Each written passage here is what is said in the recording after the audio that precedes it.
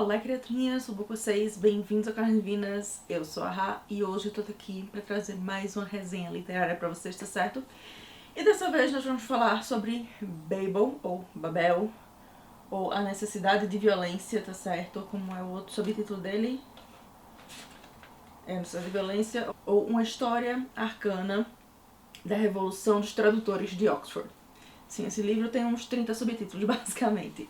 Da R.F. Kuang, a mesma autora da Guerra das Papoulas e Yellowface, tá certo? Esse livro foi lançado tem uns 2 anos aqui na gringa, em 2022 foi quando ele foi publicado, e saiu no Brasil agora no final de 2023, começo de 2024, pela editora Intrínseca, tá certo? Mas desde que saiu, esse livro é babado, confusão e gritaria na internet, porque todo mundo fala dele, seja no BookTok, no BookTube, no BookGram, todo canto da internet fala ou falou sobre Babel. E chegou minha hora de me juntar a esse grupinho também, tá certo? Falando sobre Babel. Eu originalmente tentei ler esse livro no final do ano passado, quando eu peguei o audiobook dele na biblioteca aqui de Tallinn, mas eu não consegui ler ele em audiobook, porque ele é um tanto quanto denso, e eu não consegui imergir na história de verdade só com audiobook, por isso eu acabei comprando o livro físico para fazer uma leitura imersiva, usando o livro físico e o audiobook. Como vocês podem ver, assim, é um livro grandinho e as letras são pequenas, viu, minha gente? Mas as letras são pequenas. Eu sofri lendo esse livro, tá certo? Que as letrinhas miudinhas. Pra minha vista é meio complicado. Mas então, qual é a história de Babel e por que eu resolvi, depois de tanto tempo, falar desse livro também, me juntar aos milhões de vozes na internet gritando sobre Babel, né? Em Babel a gente tem uma fantasia histórica, tá certo? No qual, no lugar de ter tido a Revolução Industrial, nós tivemos a Revolução Mágica no século XIX. Então tudo aquilo que a gente aprendeu nas lojas históricas, a gente conquistou através de vapor e eletricidade e tal. Lá no século XIX, as máquinas, as fábricas, todos os direitos do trabalhador sendo não respeitados, assim, não existindo na verdade, toda aquela desgraceira, a gente tem aqui, só que fornecido através de magia. E essa magia, a base dela é basicamente linguística. A magia é conduzida por barras de prata, e essas barras de prata precisam ter palavras em 2 ou mais línguas que tenham um significado similar ou parecido para que essa magia possa ser utilizada.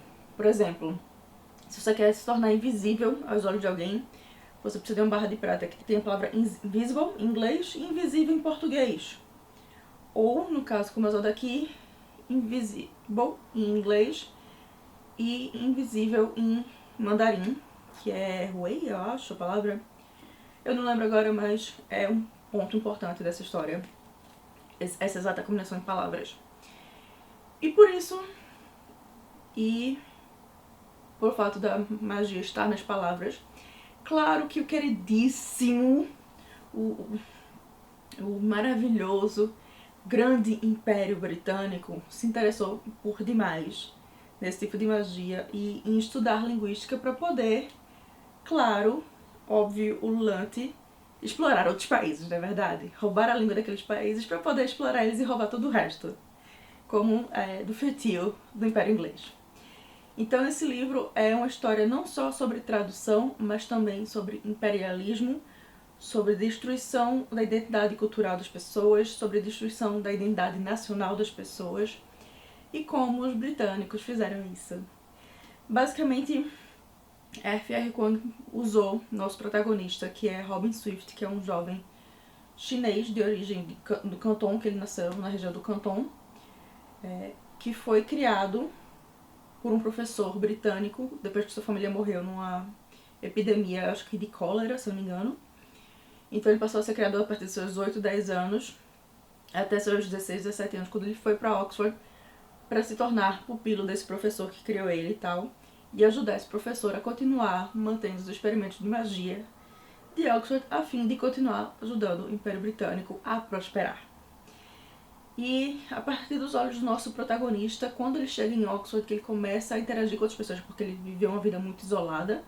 Na propriedade do professor, ele não tinha contato com outras crianças, ele não tinha contato com outras pessoas, a não ser os tutores dele, basicamente.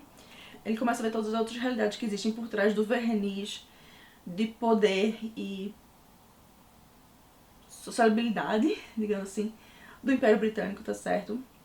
Ele faz 3 amigos na sua turma de faculdade, que são importantíssimos para esse acordar dele, que são Victorie, que é uma jovem negra de origem africana-caribenha, que passou parte da vida sendo criada na França e que é especialista em linguagens caribenhas e também em francês e outras línguas clássicas. A gente tem Letty, que é uma jovem rica inglesa, mas que foi contra os desejos de seu pai para se inscrever em Oxford e estudar linguagens clássicas. E a gente tem Remy, que é um jovem indiano de origem muçulmana, que veio de uma família super estudada, super rica e tal, que perdeu tudo quando o Império Britânico tomou conta de suas terras e que teve que se relegar a se rebaixar a ser o menino prodígio do Lord inglês para poder ter a oportunidade de estudar em Oxford, certo? E ao conhecer todos esses pontos de vista, tal, os olhos de Robin vão se abrindo, e assim como os olhos de Robin, os olhos do leitor também, para toda a desigualdade que o colonialismo e o imperialismo causam ao redor do mundo, tá certo? Que é o que leva a tal revolução dos tradutores, do subtítulo do livro. A necessidade de violência também é outro tema, assim, importante do livro, porque, tipo, são todos acadêmicos, as pessoas aqui, são todas pessoas que foram ensinadas a lutar com as palavras, não com suas ações. E eles têm que chegar à conclusão, tipo, será que a gente consegue realmente mudar tudo usando só as palavras, ou é preciso ir além disso, sabe? E esse é um livro, assim, interessantíssimo. Eu não gosto muito do sistema de magia dele, eu acho que F.R. poderia ter se esforçado um pouco de fazer um sistema de magia um pouco mais complexo e tal, mas eu entendo que o sistema de magia é só um auxílio para a história em si, porque é uma história sobre imperialismo, é uma história sobre colonização, é uma história sobre apagamento de identidade cultural, é uma história sobre roubo cultural, sobre apropriação cultural, tudo isso, sabe? E é extremamente interessante, e uma coisa assim que eu adorei foi que o fato que ela bota muita coisa técnica, de realmente teoria de tradução, porque é um dos temas que ela estudou na universidade, ela mesma estudou em Oxford, foi fazer o mestrado, foi o doutorado dela lá em Oxford, que foi daí que veio parte da inspiração para essa história. E ela bota lá coisas interessantíssimas sobre teoria de tradução, mas uma das coisas que eu mais gosto do livro, uma das minhas citações favoritas, é uma citação sobre o fato que tradução é uma forma de roubo. Porque quando você traduz uma fala, uma palavra, uma frase, você está roubando parte do significado dela, porque o significado dela nunca vai ser igual na língua original e na língua para a qual foi traduzido. Eu acho isso fantástico. E outra coisa que eu gosto muito nesse livro é o fato de que, tipo, Robin e todos os outros jovens que não são ingleses, tal, que têm outras línguas maternas, às vezes passam por momentos de, tipo, começam a meio que esquecer suas línguas maternas porque eles não estão usando o tempo todo, eles estão tendo que o tempo todo usar o inglês, tal. E suas línguas maternas meio que tomam vão pra reserva, digamos assim, pro banco de reserva. E às vezes vocês esquecem, e isso é uma coisa que eu, como uma pessoa que é imigrante, que não mora mais no Brasil, que mora fora do Brasil e tem que usar outras 2 línguas para poder me comunicar, sinto demais, porque quem acompanha o canal aqui já percebeu, muitas vezes eu esqueço completamente uma palavra em português e fico, tipo, tentando lembrar e acabo falando só ela em inglês, porque é o modo que eu lembro como me expressar. Porque apesar de no meu trabalho eu ter que usar o português até que bastante por lidar com clientes de Portugal, eu não uso exatamente o português do Brasil, sabe? Não é o português que eu tô acostumada. E para viver em sociedade na Estônia, eu tenho que usar o meu paupérrimo estoniano e o inglês. Então, o português é basicamente eu só falo de verdade quando eu tô dentro de casa com meu marido ou quando eu tô com os amigos que são brasileiros. E isso é horrível. E quando você não usa uma língua, você acaba esquecendo algumas coisas dela. E, tipo, mesmo quando tá só eu e meu marido, a gente conversando, tipo, a gente esquece coisas em português e tem que se expressar em inglês pra poder se fazer entender. Porque é a realidade do imigrante. Quando você para de usar sua língua natal 100% do tempo, você se esquece dela. E isso aqui no livro me pegou assim muito, porque eu tenho um medo muito grande de esquecer o português. E quando eu falo do meu português, eu não falo do português correto, gramatical, que eu aprendi na escola, não. Eu falo do meu português regional, bairrista, pernambucano, nordestino, recifense, com chiado, com sotaque, com oxe, com oxente. É uma coisa que eu tenho medo de perder, tipo, o meu sotaque, minha essência, sabe? E esse livro tocou muito nesse ponto, e foi um dos pontos em que eu mais me conectei com os personagens. Foi nesse ponto que você perder sua essência de quem você é realmente, quando você começa a perder sua língua materna. Porque por mais que se tente fazer traduções assim, tipo, certas expressões regionais, certos palavreados, certas coisas não tem como traduzir perfeitamente. Tipo, eu vivo conversando com meu marido, tipo, eu queria que tivesse um modo de eu expressar essa expressão nordestina, recifense, tipo, ou miséria, ou carniça, coisa assim, mas não tem um modo como realmente traduzir isso pro inglês, pra passar pras pessoas aqui. E eu sinto que meu inglês é mais pobre por causa disso também, porque eu não tenho todas as expressões que fazem o meu linguajar de verdade, sabe?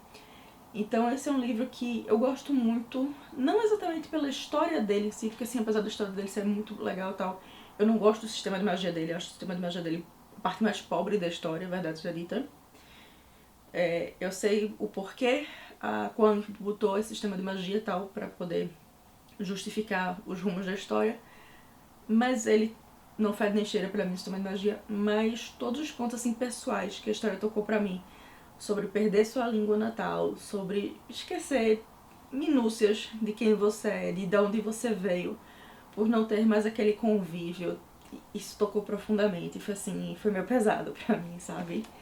Porque realmente é um medo meu de perder meu sotaque, perder o meu jeitinho nordestino de falar, de não ser mais eu, de não ser mais recifense, não ser raíza, bairrista que fala chiando, que fala bicho, coisa assim. Eu tenho muito medo disso, sabe? Então esse livro me pegou por isso. E por isso também eu super recomendo Babel pra todo mundo que tá fora da sua casa, tá fora do seu país natal e tal. E meio que talvez esteja tendo sentimentos conflitantes com a perda da sua essência, com a perda da sua língua materna, tá certo? Eu acho que isso pra mim é o ponto mais interessante de Babel, mesmo lidando com todas as questões de colonialismo, de racismo, de exploração cultural e tal, que são temas interessantíssimos, são temas excelentes, no qual Kwang bota o dedo na ferida, assim, e aponta na cara do inglês, tipo, de vocês fizeram isso, vocês não prestam porque vocês fizeram isso, e exploraram o sistema e continuam explorando esse sistema até hoje, verdade seja dita, né? Eu gosto muito disso, mas o que realmente me tocou foi esse lado do pessoal de você sair do seu país natal e perder contato com suas raízes, tá certo? Por isso, eu super recomendo Babel pra vocês. Eu, inclusive, tenho interesse em tentar ler de novo ele na versão traduzida para o português da Intrínseca, porque eu quero ver como muita coisa dele foi mudada pra se encaixar no português que a gente fala no Brasil, sabe? Como a tradução foi feita. E eu queria até saber a opinião da acho que foi uma mulher que traduziu, da tradutora ou do tradutor de Babel no Brasil, de como foi lidar com traduzir um livro sobre tradução, e que literalmente chama tradução de um roubo, como foi essa experiência. Eu queria muito que a Intrínseca tivesse feito uma entrevista com eles, alguma coisa assim. Se fez eu não vi ainda, mas eu vou procurar, caso tenha feito eu boto aqui na caixa de descrição do vídeo, tá certo? Olha eu esquecendo as palavras de novo, né? Mas é isso, gente, eu quero saber de vocês. Vocês já leram Babel, Babel, como se preferem chamar? Me conta aqui embaixo. Também me conta embaixo qual o livro favorito de vocês de Kwang. Qual vocês já leram, porque eu já li Babel, que foi o segundo livro dela que eu li. E o primeiro foi o Yellowface, que vai sair agora, acho que esse mês ou o próximo, no Brasil, pela Intrínseca também, tá certo? Se vocês quiserem até façam resenha dele, porque eu tô querendo reler ele, porque ele é um livro também que mexe com a sua cabeça. Mas o livro mais famoso dela, que é A Guerra das Papoulas, eu ainda não li. Porque todo mundo já me disse que vai me destruir emocionalmente. Eu tô tipo, gente, se um livro dela sobre tradução já me destruiu emocionalmente, o que mais eu vou fazer? Eu não sei, tá certo?